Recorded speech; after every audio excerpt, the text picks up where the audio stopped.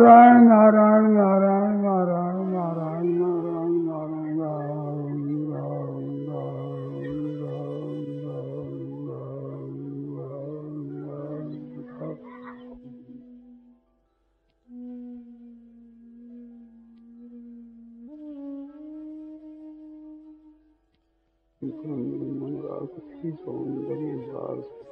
वंदे नंदात्मनः प्रपन्न पारिजाताय तोत्रवेत्रैकपाणे ज्ञानमुद्राय कृष्णाय गीतामृतये नमः। वसुदेवसुतं देवं कंसचाणूरमर्दनं देवकी परमानन्दं कृष्णं वन्दे जगद्गुरुं वंशीविभूषितगदान्नवनीरदात् पीताम्बराय पूर्णेन्दुमुखादरविन्दनेत्र कृष्णात् परं किमपि तत्त्वमहं न जाने हरि।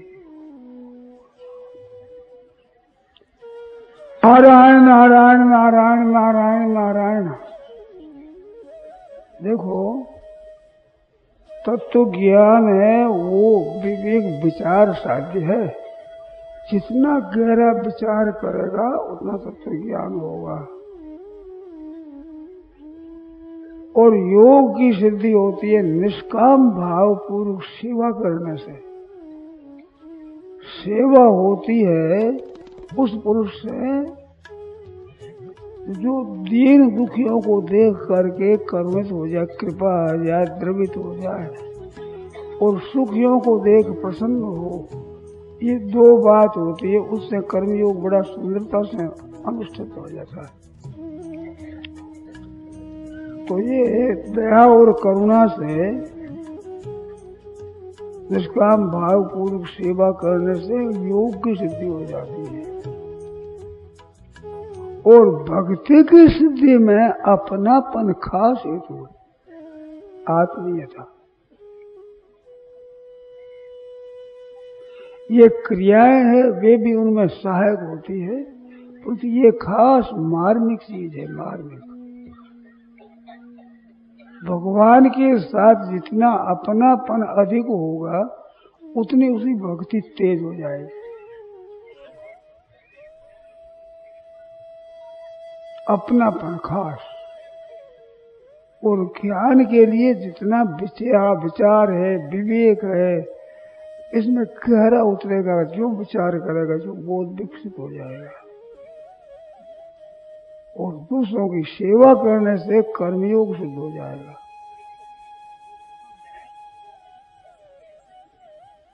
इसमें एक हमारे विचार आया कि सेवा की इतनी महिमा है। सेवा धर्म परम गहनो योगी नाम अप्यगम्य।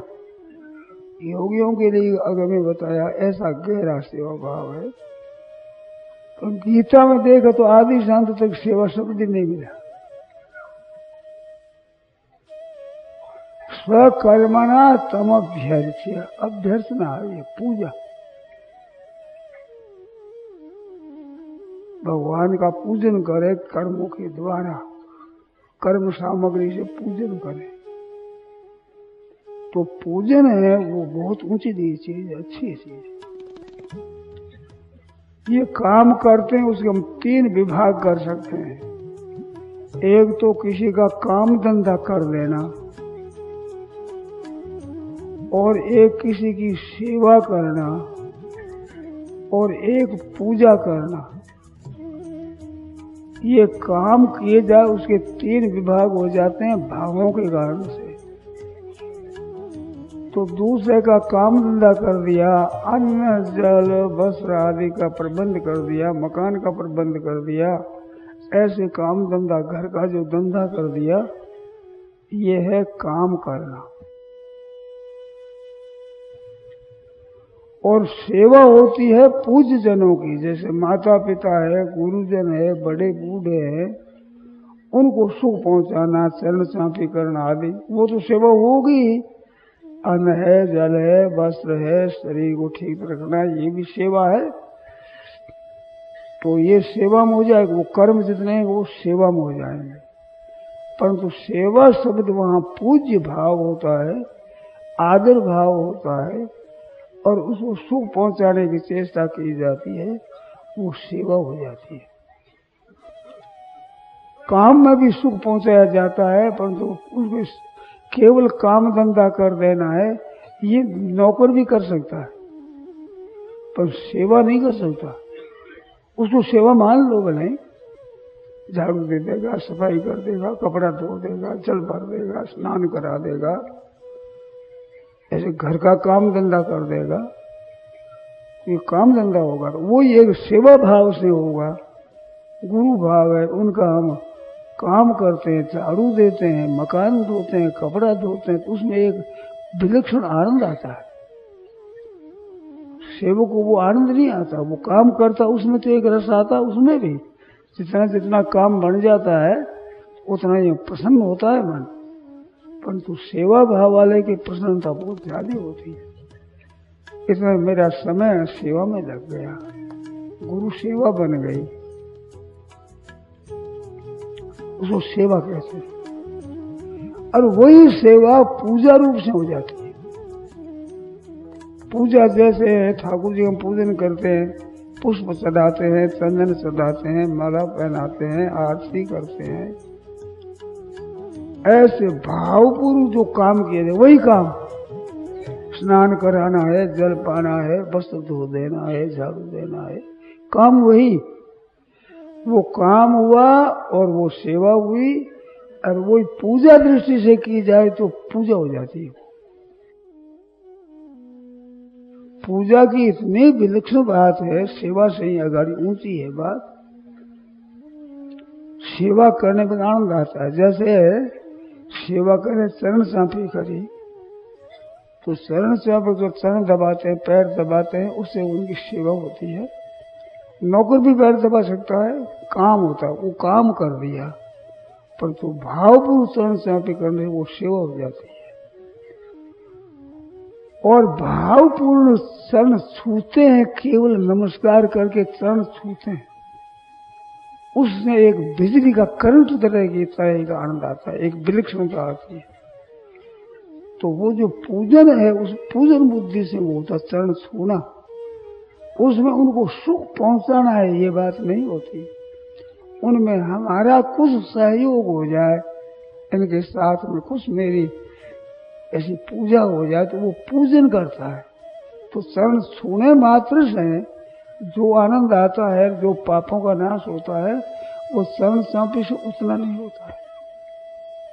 और नौकरी है, नौकर करता है तो नौकरी मिल जाती है, उसमें कोई चरण दबाव करो, कुछ नहीं करो, काम कर देता है, तो वो काम धंधा होता है। और भावपूर्वक करते हैं वो सेवा होती है। और बहुत अधिक पूज्य आदर भाव होता है, वहां दर्शन मात्र से प्रसन्नता होती है। केवल दर्शन करने से गदगद हो जाता है, प्रसन्न हो जाता है। ऐसे चरण सुने ये शाम संस्मरणार्थ सूत सद्य सिद्ध्यंति वे गृहा। जिन संत महात्माओं के ठीक स्मरण करने से, याद मात्र करने से, जहाँ एक जगह बैठ करता है तो पास पास के घर पवित्र हो जाते हैं। सद्य सिद्ध्यंति वे गृहा, बहुत पसंद दिया, घर पवित्र हो जाते हैं एक के स्मरण करने से। किन पुनः दर्शन स्पर्श पाद शौचासनादि। दर्शन कर रहे हैं, स्पर्शन कर रहे हैं, स्पर्श कर रहे हैं, और उनका चरण धो जाए, वे हाथ पैर धो लें, इनकी तो कहना ही क्या है। वहां की जगह बहुत पवित्र हो जाती है, निर्मल हो जाती है, विलक्षण हो जाती है। परंतु वो विलक्षणता हरेक को दिखती नहीं, हरेक नहीं समझता। जैसे श्रीमद् भगवद गीता लिखा हुआ शब्द हो, तो जिनको अक्षरों का ज्ञान नहीं है उनको भी दिखता है, अक्षरों का ज्ञान नहीं है उनको भी वैसा ही दिखता है। परंतु अक्षरों का ज्ञान होता है उसको और नहीं दिखता, वो पढ़ करके श्रीमद् भगवद गीता लिखा, अपढ़ तो समझ नहीं सकता। और जिसको ज्ञान है व्याकरण का, श्री शब्द कैसे बढ़ा, श्रीमत का क्या अर्थ होता है, भगवत का अर्थ क्या होता है, गीता का क्या अर्थ होता है, तो वो व्याकरण पढ़ा हुआ है, श्रीमद् भगवद गीता का अवयवांश ठीक तरह से समझ लेता है। और जिसको गीता का अभ्यास है, गीता है, तो श्रीमद् भगवद गीता देखते ही पढ़ते ही गीता के भाव आ जाते हैं। किस अध्याय में क्या क्या है गीता में, वे भाव आ जाते हैं। तो जितना वो अधिक समझता है उतना ही उसका असर अधिक पड़ता है। ऐसे ही काम धंधा में भाव अधिक होने से वो सेवा हो जाती है, वो पूजा हो जाती है। तो पूजा रूप से काम किया जाए सब, उसमें एक ऐसी विलक्षण बात बता मैं कि उठे तब से पूजन करे। अभी भगवान को याद है पूजन कर रहा हूँ, अब मैं भगवान की पूजा में प्रवृत्त हो रहा हूँ। घर का धंधा करे वो पूजा रूप से करे। रसोई बनावे तो ठाकुर जी के प्रसाद पूजन हो रहा है, ठाकुर जी के भोग लगेगा। पूजा बुद्धि से झाड़ू दे, पूजा बुद्धि से पानी भरे, पूजा बुद्धि से स्नान करे। और एक बात है, आपको आश्चर्य आता है, टट्टी पेशाब भी पूजन बुद्धि से करे। टट्टी फेरे तो भगवान की आज्ञा है, जहाँ किसी को तकलीफ न हो, किसी को देखने में घृणा न हो, ऐसे पेशाब करता हो तो किसी को घृणा न हो, भगवान की आज्ञा का पालन हो, इस शरीर को शुद्ध कर दिया जाए तो ये भगवान का काम करने वाला है। इसको निर्मल कर दें, शुद्ध कर दें भीतर से, तो शुद्ध कर दें तो भगवान की पूजा हो गई। तो पूजा बुद्धि से किया जाए सब काम। स्वकर्मणा तमभ्यर्च्य, अपने कर्मों के द्वारा भगवान का पूजन कर दे। सिद्धिम बिंदती, तत्व ज्ञान हो जाता है, मुक्ति हो जाती है, कल्याण हो जाता है। शरीर का काम कर, यत करो यदस्नास यद जुहोश दास यद तपस्या कौनते तत्कुरुष मदर्पणम, यद करो जो कुछ भगवान के अर्पण करे। चले यहाँ तक तो भगवान के एक एक कदम भगवान के अर्पण करे। भगवान की तरफ ही मैं चल रहा हूँ, भगवान का ही पूजन कर रहा हूँ। बड़े अहोभाग्य है, आज भगवान के पूजन का अवसर मिल गया। भोजन करे तो जो कुछ करता है क्रिया वो भगवान के लिए करे, और शरीर के निर्वाह के लिए करे। शौच स्नान आदि कपड़ा धोना करना, ये भी भगवान का पूजन कर रहा हूँ। बड़ा अहोभाग्य, आज भगवान का पूजन कर रहा हूँ। भोजन करे तो उसमें भगवान का पूजन करे। बच्चा होता है ना, उसको माँ कहती है कि ले खा ले, दूध पी ले, कहता कहती पी ले, देख पी ले। तो माँ की राजी के लिए दूध पीता है, वो माँ का पूजन करता है। माँ खुश हो जाती, प्रसन्न हो जाती। ऐसे ठाकुर जी का प्रसाद पाते हैं, भोजन करते हैं तो प्रसन्न होते हैं भगवान। हमारी माँ से भी ज्यादा हमारे प्यार करने वाले भगवान है। हमारे भोजन करने से भी राजी होते हैं, प्रसन्न होते हैं। उनकी प्रसन्नता के लिए ही भोजन करता है। प्यास लगती जब पीता है भगवान की प्रसन्नता के लिए, तो भगवान राजी होंगे। सोता है तो भगवान प्रसन्नता के लिए, उठता है तो भगवान की प्रसन्नता के लिए, किसी बात करे तो भगवान की प्रसन्नता के लिए, घर में काम धंधा करे तो भगवान की प्रसन्नता के लिए, तो वो पूजा हो जाती है। काम धंधा वही हुआ, सेवा वही हुई, वही पूजन हो गया। तो पूजन का महत्व ज्यादा है। तो सेवा शब्द नहीं आया, अभ्यर्थना आई, पूजन आया। गीता में पूजन आया, स्वकर्मा तो अभ्यर्च्य, पूजन करे अपने कर्मों के द्वारा।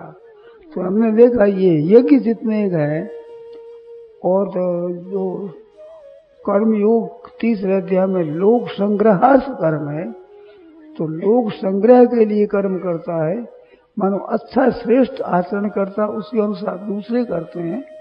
तो लोगों को सबको अच्छे काम में लगाने का ही उद्देश्य केवल लोक संग्रह, मान लोगों का पूजन हो जाए, लोग सबके सब लग जाए इसमें, इस बात को लेकर वो करता है काम। तो ज्ञानी तत्व के जीवन मुक्त पुरुष जो काम करते हैं वो दुनिया मात्र की बड़ी भारी सेवा करते हैं। उनकी क्रियाओं से दुनिया का बड़ा कल्याण होता है, दुनिया का बड़ा उद्धार होता है। उनके जीते रहने से होता है, मरने पर भी जैसे गोस्वामी जी महाराज की रामायण पढ़ते हैं तो कितना एक विलक्षण आनंद आता है। सत्संग में लोग नहीं आते, इतने से अधिक वे गीता रामायण की पाठ में आते हैं। पाठ की ध्वनि सुनने में आनंद आता है। बड़ी बूढ़ी माताएं हैं, बूढ़े सज्जन है, वे पढ़ते नहीं, पढ़ना आता नहीं, चौपाइयों का अर्थ समझते नहीं, पर उस ध्वनि में मस्त हो जाते हैं। तो गोस्वामी जी महाराज की वाणी में ये ताकत है, तो संत पुरुषों की वाणी में ताकत है। मरने पर भी उनके द्वारा हित होता है, जीने पर भी हित होता है। जहाँ वे रहते हैं वहाँ का भी वायुमंडल, वहाँ की जगह पर सिद्ध गया ही पूजिए, सिद्ध रहा की ठोर रहने की जगह होती है, वो उनकी पवित्र हो जाती है। परमाणु ऐसे पवित्र हो जाते हैं, वहाँ हर एक आदमी जाता है तो चित्त की प्रसन्नता होती है, राजी हो जाता है, पाप नष्ट होते हैं, ये अनुभव होता है। मनुष्य का कालापन है, मन का मैलापन है, वो मिटता है, शुद्धि आती है, निर्मलता आती है। साधु नाम दर्शनम पुण्यम, तीर्थ भूता ही साधु, तीर्थ स्वरूप है। जैसे गंगा जी में स्नान करें तो स्नान से एक विलक्षणता आती है। गंगा स्नान में तो और विलक्षणता है। थोड़ा आचमन करो, भीतर से ठंड होगा, बाहर करो रोम रोम ठंडा हो जाए, कण कण में ठंडक पहुंचती है, एक आराम आता है। वैसे जितना ही पूज्य भाव अधिक हो, आदर भाव जितना ही अधिक होगा, उतना ही उसके स्नान में बहुत विलक्षण आनंद आएगा और पापों का नाश होगा। तो वो पूजा हो गई। ऐसे स्नान करें तो ऐसे संत महात्मा पुरुष आ जाए घर पर, वे हाथ भी धो ले, शरण भी धो ले, भोजन भी कर ले, वे कुछ स्वीकार भी कर ले, तो उसे बड़ी प्रसन्नता होती है। रामायण में आया है कि जब वर्षा ऋतु आती है तो वर्षा का वर्णन आया, तो वर्षा आती है उनकी घटाओं को देख करके और गर्जना को सुन करके, और पिहू पिहू करते मोर नाचने लगते, खुश होते लगते हैं। तो वहाँ दृष्टांत दिया है, जैसे गृहस्थ के घर पर कोई महात्मा संत आ गया, विष्णु भक्त का देख, उसको देखने से वे सब के सब घर वाले छोटे बड़े सब प्रसन्न हो जाते हैं। कैसे कि जैसे मोर प्रसन्न होता है ना, ये तो मोर को कर दिया कि ये ऐसे प्रसन्न होते हैं। जैसे सदगृहस्थों के घर पर संत महात्मा आवे और गृहस्थ के सब छोटे बड़े बूढ़े बालक सब बड़े खुश प्रसन्न हो जाते हैं, जैसे वे प्रसन्न होते हैं, ऐसे ये मोर इस घटा को देखकर गर्जना को सुनकर राजी हो रहे हैं, ऐसे वे प्रसन्न होते हैं। तो प्रसन्न होना मात्र एक शिव पूजा है। उस पूजा से अंतःकरण बड़ा निर्मल होता है, जन्म जन्मांतर के पाप नष्ट होते हैं। तो साधु नाम दर्शनम पुण्यम, दर्शन मात्र से पुण्य होता है। इसका इतना विलक्षण महत्व बताया है, वो आया उसमें नारद पुराण में। संत महात्मा है, वे जा रहे हैं, मुर्दा जल रहा है, और मुर्दे के धुएं को देखते तो उसका जलने वाले का कल्याण हो गया, धुआं देखने मात्र से। और मुर्दे को देख लेते हो तो कहना ही क्या है, उसको भी कुछ सुना दे कर दे तो कहना ही क्या है। मुर्दे को देख ले तो उसका कल्याण हो जाए, धुआं देखने से कल्याण हो जाए। तो ऐसे साधुओं के दर्शन मात्र से कल्याण होता है। जीते को तो बहुत ही बढ़िया है। एक बात और है उसमें, मुर्दे का जितना लाभ होता है इतने से बहुत ज्यादा लाभ जीवित होता है, बट दुर्भावना होती है तो उतना भी नहीं होता। मुर्दे को उतना भी नहीं होगा। दुर्भाव कर लेता है ना, तो दुर्भाव वाला उसके दर्शन के महात्मा को फेंक देता है, तो उसको जीते हुए को नहीं होता उतना। और निंदा करता है, तिरस्कार करता है, तो वो संतों की कृपा है, नहीं तो दुर्गति हो उनकी। पर संतों की ऐसी कृपा होती है, निंदा तिरस्कार करे तो भी उनकी दुर्गति नहीं होने देते, वे क्षमा कर देते हैं। तो जीता जी आदमी है इतना लाभ नहीं लेता जितना दीवालों को, रेते को, इनको लाभ होता है। कुत्ता गधा आदि को जितना लाभ होता है इतना लाभ भी नहीं होता, उल्टा नुकसान हो जाता है। जो निंदा करते हैं, दुर्भाव करते हैं भीतर से, उनसे उनका बड़ा नुकसान होता है, बड़ा पतन होता है। वो निंदा करता है, उन वचनों से खुद का नुकसान होता है, सुनने वालों का नुकसान होता है, उनके दुर्भाव पैदा होते हैं तो बहुत नुकसान होता है उससे। तो उनको द्वेष करने से बड़ा नुकसान होता है।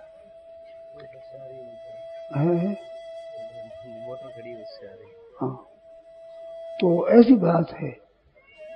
तो और दर्शन स्पर्श पाद शौचासनादि भी चरण धोरे आदि से उससे हो जाए, जिसमें कहना ही क्या, आश्चर्य आता है। तो इस तरह से उनके द्वारा पवित्रता होती है। अब उनमें पूज्य भाव होता है, और पूज्य भाव से कोई दर्शन करता है, कोई काम करता है तो कितना विलक्षण भाव होता है। पूज्य भाव है, आदर भाव है, खुश हो जाते, गदगद हो जाते हैं। महाराज भाव असली हो तो उन दिन से उसके फर्क पड़ जाता है, अंतःकरण में निर्मलता आ जाती है, विचित्रता आ जाती है, वो बदल जाता है, विलक्षणता आ जाती है। ऐसी बात है, विलक्षण अलौकिक बात है। तो भक्ति पैदा होती है पूजन से, अपनापन और उसमें पूज्य भाव और आदर से भक्ति होती है। वो अपनापन द्रौपदी के था भगवान के प्रति, केवल अपनापन, मेरापन। तो वो संधि का प्रस्ताव लेकर गए तो कहता आपको शर्म नहीं आती है, केस मेरे अभी तक खुले, जाओ भले कुरुराज में धारी दूत पर वेश, ये दूत का वैसा बना धारण करके जाओ भले कुरुराज में धारी दूत कर वेश, पै वहां भूलन जाइयो केशव द्रौपदी केश। महाराज ये केस अभी तक खुले पड़े हैं, जिस दिन मेरे केसों के हाथ लगाया हुआ है, खुले केस है, मैंने केस बांधा नहीं है अभी तक, ये खुला केस है, महान शोक का चिन्ह है। जब तक वो दुष्ट नहीं मरेगा और उसके हाथों को उनका खून जब तक केसों के नहीं लग जाएगा, तब तक मैं बेड़ी नहीं बांधूंगी, चोटी नहीं बांधूंगी, ऐसा रहेगा। तो खुले केस रहा। तो द्रौपदी ने कहा कि केसों को याद रखना, ये केसों को मत भूल जाना, आप जाओ दूत बनो, संधि करो, कुछ भी करो, प्रेमा भूलन जाइयो केशव द्रौपदी केश। तो इतना उसके था, तो अपनापन था भगवान के। तो जाने की बात की तुम क्या कहती है, तो भगवान को कहते कहते रो पड़ी एकदम जोर से और दुष्टों के साथ संधि करते हो, उनका नाश करना चाहिए, जिनके साथ संधि का प्रस्ताव लेकर जाते हो, शर्म नहीं आती है तुम्हारे? हमारी दशा ऐसी हो रही है, केस खुलने पड़े हुए और संधि का प्रस्ताव। महाराज भगवान अपनी बात गुप्त बात होती है, रहस्य की बात कहते नहीं, पर द्रौपदी के सामने कहा कि मैं इन पर कलंक न ले जाए, पांडवों पर इस वास्ते ढाता हूं, वे मानेंगे नहीं और सबका नाश होगा। तू एक रोती हजारों सैकड़ों हजारों स्त्रियां रोवेगी, विधवा होकर के वे रोवेगी, तू रो मत। जोर से प्रतिज्ञा करी, चले थे हिमवान पे, हिमालय पहाड़ है वो चलायमान हो जाए, मेदनी सतता फलेत, इस मेदनी के पृथ्वी के 100 टुकड़े हो जाए, ये हो सकते हैं पर दुष्ट नहीं बच सकेंगे, सब मरेंगे।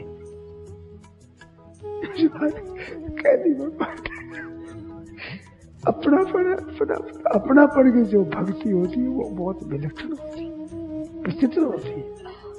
बच्चे का जैसे माँ में प्रेम होता है तो बच्चा रोता है, तो माँ को काम करना सूझे उस समय पूजा काम करेगी, बच्चा रोता रहे भीतर से काम करे तो हो नहीं सकता उसे। इस तरह से अपनापन होता है, उसकी एक विलक्षण बात, अलौकिक बात होती है, विचित्र बात होती है।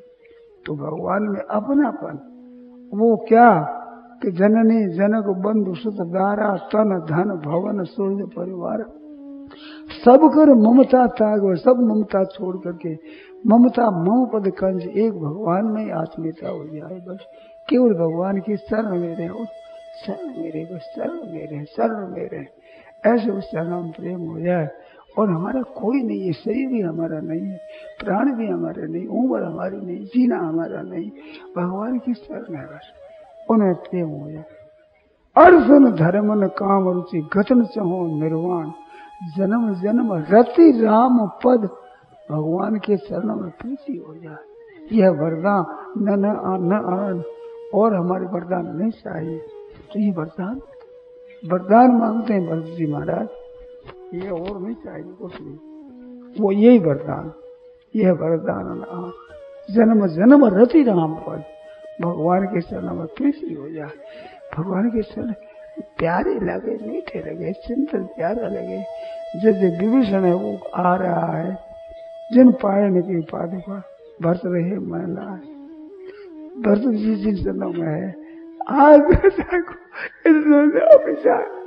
अभी जाकर इन नेत्रों से उन चरणों के दर्शन करूंगा, इस भाव से गए, चिंतन कर रहे हैं। सीता जी है जो वो जब मृग के पीछे गए तो भगवान ने देखा चरण ही हो, तो उस चरणों का चिंतन कर रही है। राम नाम रघुपति रघुपति,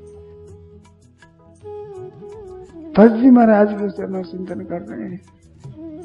ये इतनी बात है विलक्षण।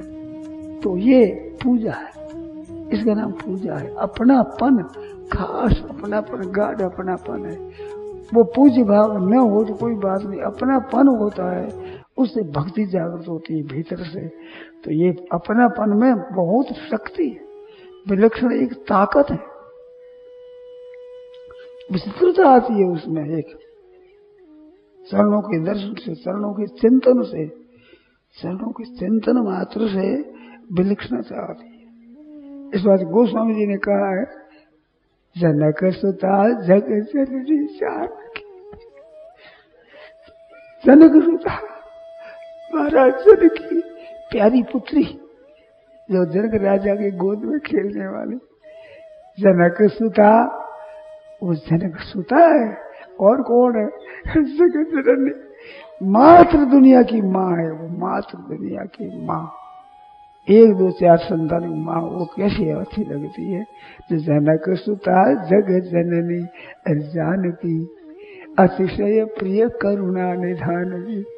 अरे करुणा निधान पद है ना, उनसे भगवान की बहुत प्यारी है वो।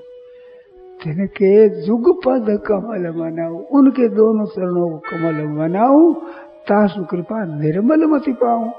उन जानकी जी के चरणों के चिंतन करने से मेरी बुद्धि निर्मल हो जाए, उस निर्मल बुद्धि से मेरे भगवान की कथा कहूं। कितने ऊंचे भाव से कथा कह रहे हैं। वो रामायण लिखी है तो जासु कृपा, उन चरणों की, जानकी जी के कृपा के चरणों की कृपा से मैं निर्मल बुद्धि पाता हूँ, जिससे राम गुण गाऊं, भगवान की गुण गाथा कथन कहूँ मैं। तो उन्होंने स्वांत सुखाय तुलसी रघुनाथ गाथा, भाषा निबंध मति मंजुल माता नो। तो तुलसीदास जी महाराज वो अपने वाणी को शुद्ध और निर्मल करने के लिए शांत सुखा, अपने सुख के लिए